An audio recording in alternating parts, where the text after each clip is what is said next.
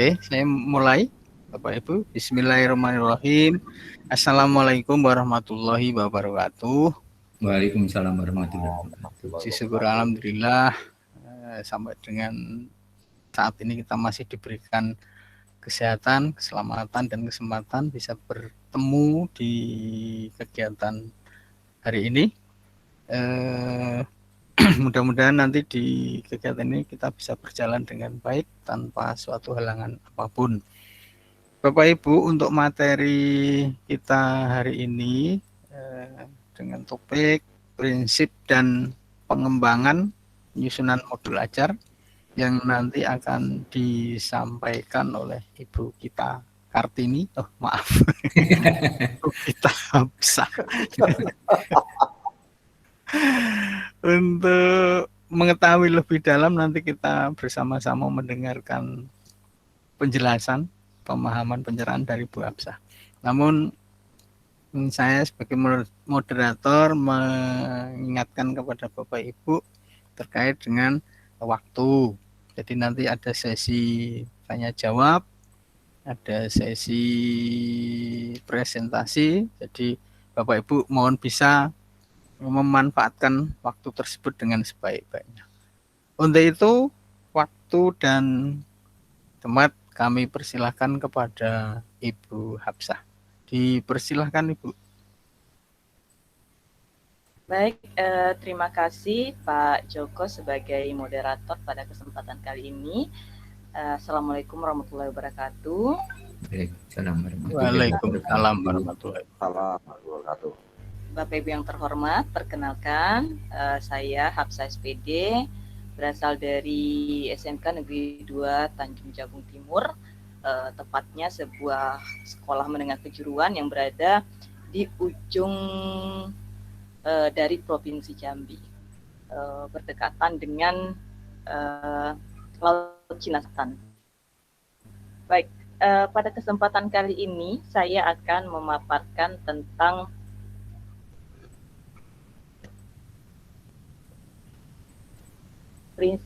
prinsip pengembangan dan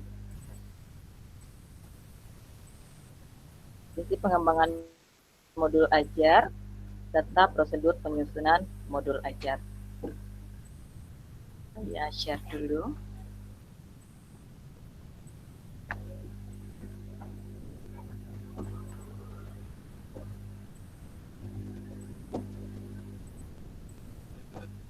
Kelihatan Bapak Ibu?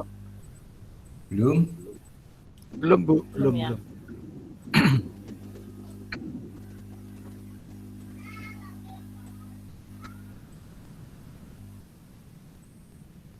Kelihatan ya Pak ya?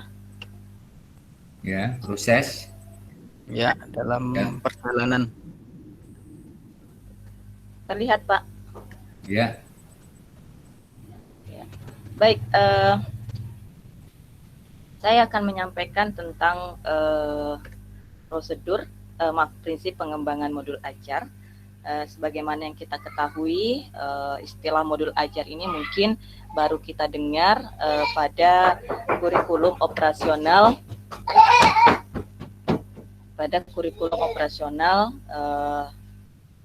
di satuan pendidikan. Sebenarnya ini istilah baru dengan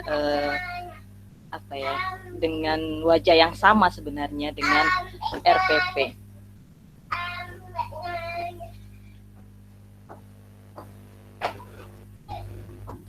Untuk prinsip pengembangan modul ajar, ada 4 kriteria yang harus dimiliki modul ajar. Yang pertama, esensial, kemudian menarik, bermakna, menantang, relevan dan kontekstual, serta berkesinambungan. Kita lihat prinsip pertama yaitu esensial, bahwa perlu pemahaman konsep dari setiap mata pelajaran melalui pengalaman belajar dan lintas disiplin. Artinya modul ajar ini bisa kita digabungkan dengan materi-materi esensialnya dengan tidak terbatas hanya pada satu mata pelajaran saja. Mungkin ketika kita belajar bahasa Indonesia disuruh membuat sebuah konteks prosedur mungkin nanti akan terkait dengan produktif, misalkan bagaimana kita ambil satu contoh produktif otomotif, bagaimana misalkan memperbaiki motor dan segala macamnya. Jadi di sini dia esensial. Selanjutnya, menarik, bermakna, dan menantang. Artinya ini menumbuhkan minat untuk belajar dan melibatkan peserta didik secara aktif dalam proses belajar.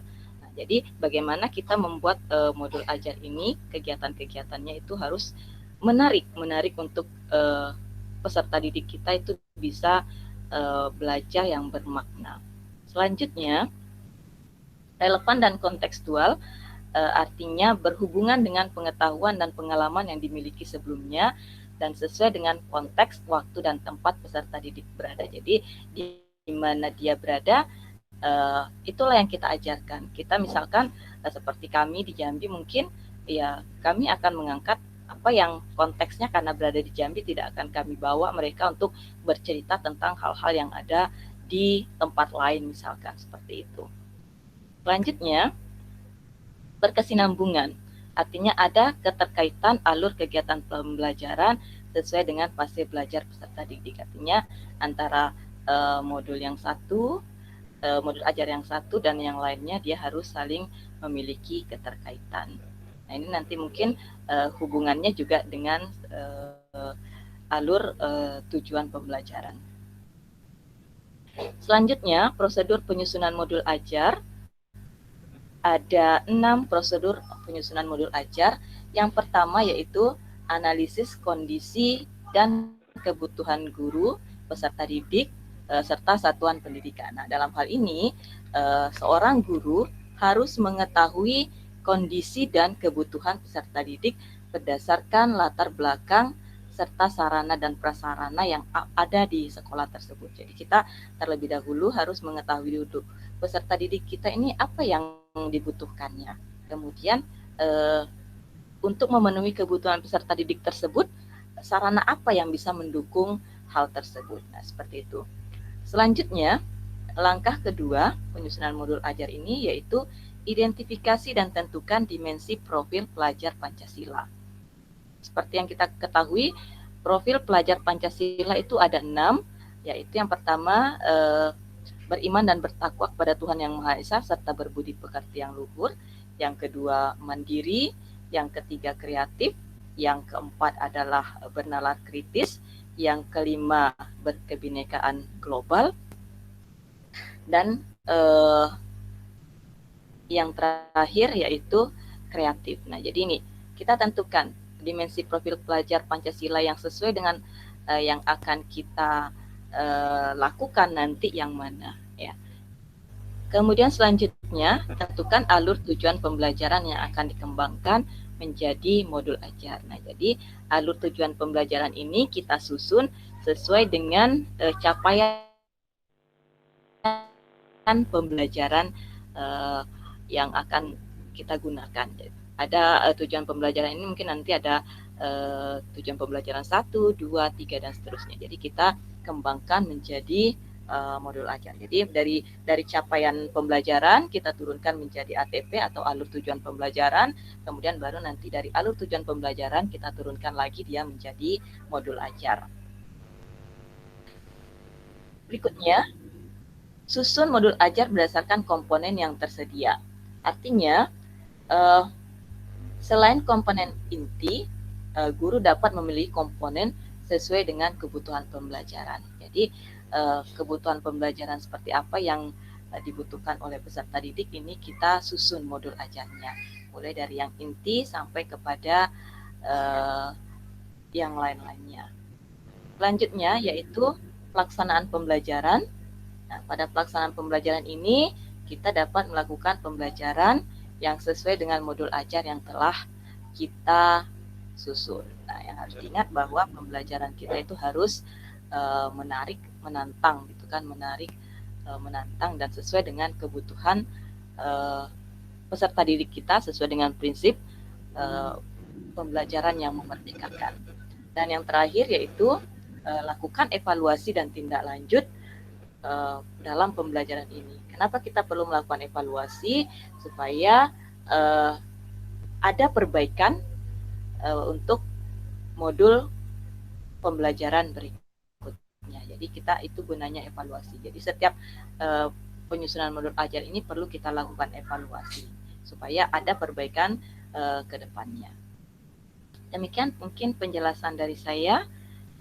Kalau ada yang perlu kita diskusikan, silakan langsung kepada moderator. Iya, terima kasih kepada Bu Absah. Bapak Ibu, tadi kita sudah mengikuti paparan dari Bu Absah terkait dengan prinsip serta prosedur pengembangan di dalam menyusun modul ajar, khususnya untuk program keunggulan ya di sekolah penggerak ini. Untuk itu kita buka sesi tanya jawab. Kepada Bapak Ibu dipersilahkan. Kalau pertanyaannya banyak nanti bisa ditulis. Kalau hanya sedikit bisa langsung dijawab oleh Bu Hafsah. Monggo Bapak dan Ibu. Saya Pak Joko, boleh bertanya Pak Joko? Pak Agus ya. Oke, saya catat Satu dulu. pertanyaan saja. Boleh, silakan. Pertanyaan ke Bu Absah. Agus. Yaitu yang berkaitan dengan kriteria penyusunan modul ajar. Tadi disampaikan Bu Absah yang berkaitan dengan kriteria dan penyusunan modul ajar tadi itu terdiri dari beberapa faktor: esensial, menarik, relevan, konseptual, dan berkesinambungan. Yang kami tanyakan di sini pada konsep atau kriteria menarik Bu Absah. Karena pada prinsipnya untuk anak-anak sekarang dan hampir umum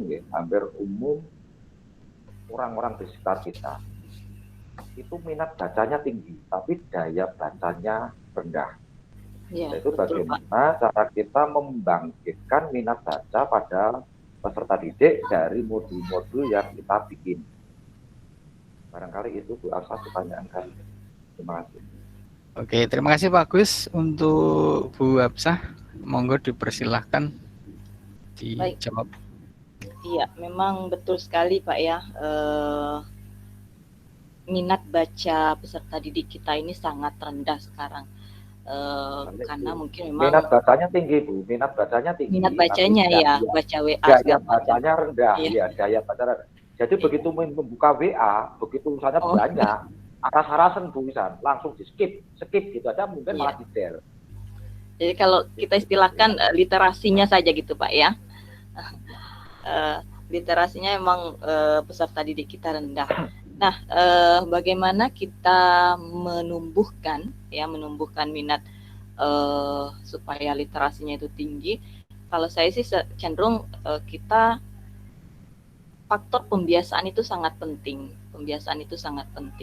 Artinya kita mulai dulu dari hal-hal yang menyenangkan dari mereka.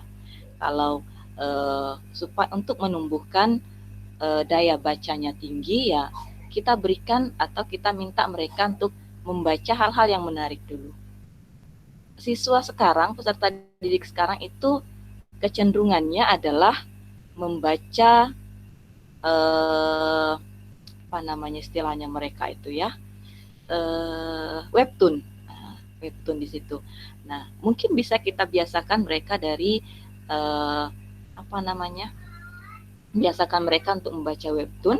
Dari hal tersebut nanti mungkin bisa kita lanjutkan lagi untuk membaca hal-hal yang memang sesuai dengan sesuai dengan kebutuhan mereka nanti. Jadi kalau sesuatu sudah jadi kebiasaan kan nanti akan berjalan dengan sendirinya. Mungkin begitu dari saya Pak. Mungkin saya minta bantuan juga bapak-bapak yang lain kalau ada yang ingin membantu. Baik Bu Absah, terima kasih Pak Siaga, Pak Saiful mungkin ada bisa memberikan tambahan masukan pertanyaan dari Pak Agus. Ini memang minat bacanya kalau panjang-panjang males ya Pak ya. Nah, kalau biasanya kalau cepat itu yang singkat-singkat dan ada gambarnya. Nah, ini gimana Pak Siaga? Pak Saiful, apakah ada tambahan masukan? Ya, Ya, monggo. tambahan saja sedikit Silakan. itu apa yang disampaikan oleh Bu Hafsah tadi memang benar ya. Cuma untuk menumbuhkan minat baca itu ya diusahakan itu dalam membuat modul ajar itu ada semacam apa ya, kalimat-kalimat yang atau semacam teknik yang membuat anak itu mau tidak mau harus membaca. Itu tambahan saya itu, Pak. Terima kasih Pak Saiful, ada tambahan? Saya juga menggarisbawahi bahwa yang disampaikan tadi itu ada kata-kata kunci, menarik dan menantang. Ini. Monggo Pak, menarik dan menantang dalam menyusun atau pengembangan bahan ajar ini. Monggo Pak Saiful, kalau ada tambahan yang bisa disampaikan, dipersilakan. Ya, terkait dengan kemampuan literasi anak-anak kita masih cukup rendah ya dibandingkan dengan terutama kalau anak-anak Jepang gitu ya. Itu mereka dalam setiap aktivitas tidak pernah lepas dari membaca, baik membaca itu buku, apalagi sekarang literasi digital, dan membaca itu sudah menjadi budaya. Nah, bagaimana kita ini di dalam menyusun modul ajar itu, nah seperti yang katakan Pak Siaga itu dipaksa ya, dipaksa nanti mau tidak mau siswa itu memang harus membaca. Nah, kalau kebiasaan itu sudah menjadi nilai-nilai, itu nanti akhirnya akan menjadi budaya. Saya kira itu tambahan Pak, karena waktunya kelihatannya sudah habis ini. Terima kasih Bu Hafsah, ada 2 masukan dari Pak Siaga dan Pak Saiful. Untuk selanjutnya saya kembalikan ke moderator, presenter karena waktu untuk sesi tanya jawab dan berdiskusi sudah habis. Dipersilakan Bu presenter kalau mau ditambahkan lagi, monggo. Baik, Bapak-Bapak, terima kasih atas segala perhatiannya. Mungkin apa yang saya sampaikan mungkin masih jauh dari sempurna.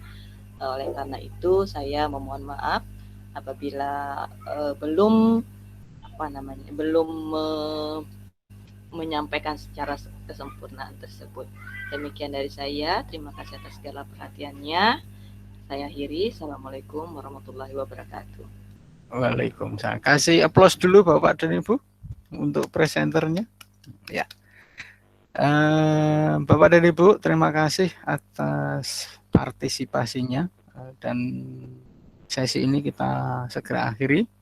Saya tutup. Wabillahi taufiq wal hidayah. Wassalamualaikum warahmatullahi wabarakatuh. Waalaikumsalam warahmatullahi wabarakatuh.